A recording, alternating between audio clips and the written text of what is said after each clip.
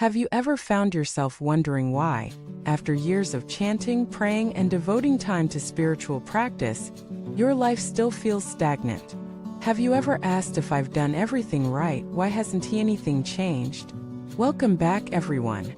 I'm deeply honored that you're here once again, choosing to explore the profound and often uncomfortable truths that lie beneath our spiritual habits. Today we're going to dive into a subject that touches many hearts but is rarely spoken about with honesty: the disappointment that comes when we devote ourselves to spiritual practice, especially chanting, and yet see no apparent transformation. For years we may have recited mantras, read sacred texts, repeated names of divine beings. We were told that if we just persist, our lives would shift, our karma would change, our hearts would open. And yet, after all that devotion, we may still feel empty, restless, or even betrayed. Why? Today we explore a powerful insight passed down from a revered spiritual master. His words were clear and unshakable. The scriptures never lie. But the reason we don't experience their power is because our inner materials are not yet ready. It's not that the teachings are ineffective, it's that we've misunderstood how they actually work. Imagine you're trying to build a magnificent dragon. The dragon represents the fully awakened mind, the empowered self. But right now, all you have are a few scattered pieces, some scales, perhaps a claw or a horn. You chant the name of a deity or recite a sutra and expect that dragon to come to life. But where is the body? Where is the structure? Where is the foundation? What you're missing is not the magic word. What you're missing is the preparation. Chanting, reciting, praying, they are not transactions.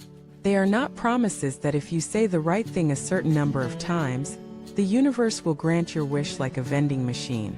They are tools. Tools that only work when you've cultivated the ground they're meant to grow in. Think of a seed. It contains everything needed for life, but unless it is planted in fertile soil, under the right light, with the right water and air, it will never bloom. Scriptures are like seeds.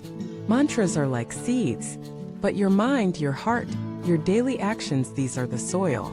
If your soil is rocky, dry, or filled with toxins like anger, greed, or arrogance, how can that seed sprout? And yet, this is what so many of us expect. We chant with a mind that is restless. We recite with a heart filled with expectation. We pray with impatience. And then we wonder why nothing happens. But what if nothing is supposed to happen yet? What if your chanting today is just one drop of water, meant to soften the soil for next season? What if your daily recitations are not failures, but the slow dissolving of invisible barriers?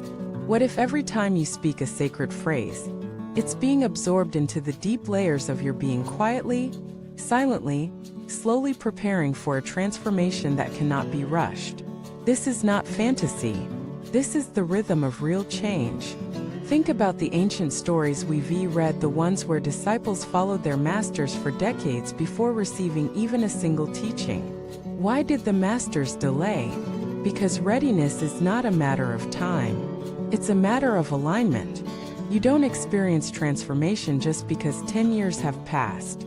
You experience it when your internal state, your intention, your humility, your receptivity aligns with the power of the practice. There's a story of a man who once sat before a great teacher and said, "I've been chanting for 20 years and nothing has changed.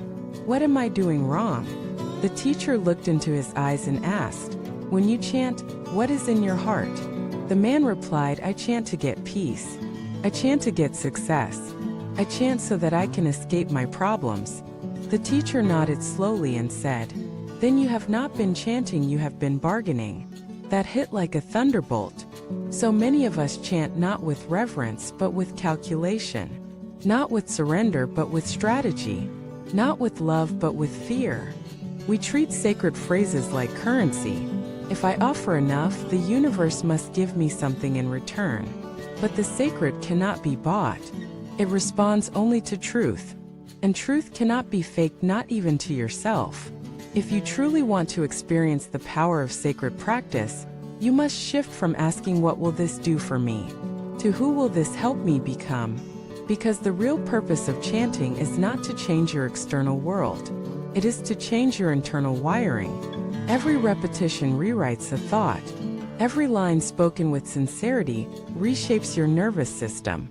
Every time you return to the mantra, despite your doubt, you are proving to yourself that your soul matters more than your fear. But that transformation is slow, invisible, often painful.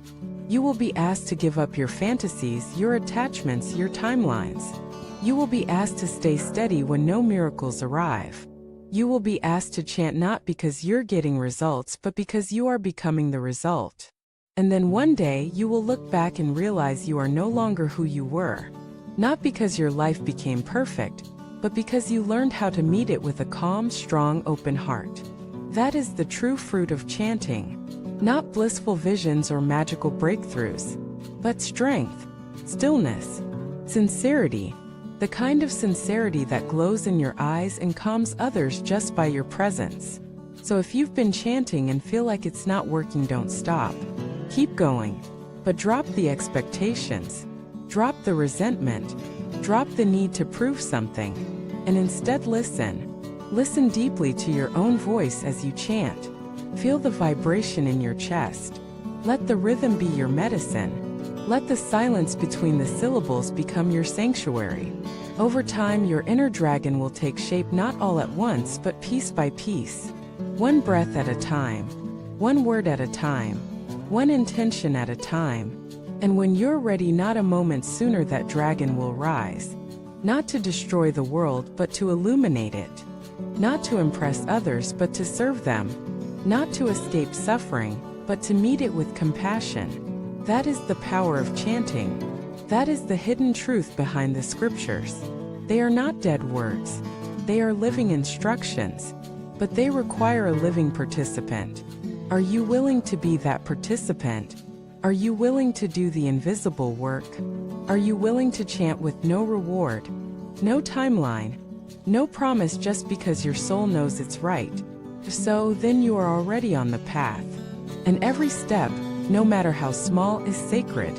Thank you for watching this video. If this message touched your heart, please leave a comment and share your experience. Like and subscribe so we can continue walking this journey together. And above all, never forget, the silence you chant into is listening, and one day it will speak back.